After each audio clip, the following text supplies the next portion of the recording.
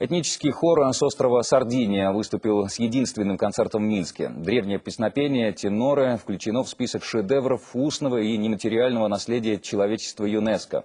В репертуаре итальянских гостей десятки мотивов и ни одной партитуры, убедились наши корреспонденты.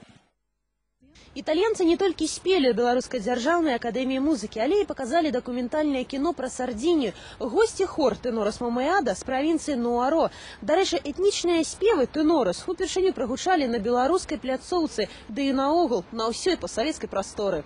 Квартэт вокалистов так спяшаўся до белорусской публики, что на пляцоўку приехал одразу з аэропорта. Не поспели нават чемоданы покинуть у гостиницы. Адзінае, на распяванне всего некалькі хвілін, але по правилах распрацоўваць горло трэба каля гадзіны. Гэтыя спевы ведаюць усе на вострове Сардиния. Аднак востраў дастаткова вялікі, няма магчымасці зрабіць адзіную школу, дзе б навучалі гэтаму мастацтву. Таму майстэрства этнічных спеваў перадаецца вусна, з пакалення ў пакаленне.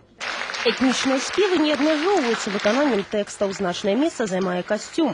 Колькасць элементаў і колер цалкам залежыць ад той мясцовасці, дзе нарадзіўся пэўны калектыў. Дарэчы, у самай беднай вёскі самае каштоўнае ўбранне салістаў.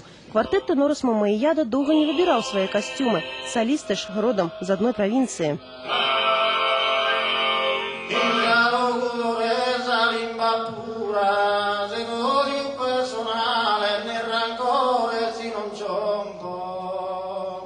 Галоўным элементом нашего костюма з'яўляюцца нашы душы. Менавіта гэта мы і перадаем са сцэны падчас выступлення. Гэтаму вучым нашу моладзь.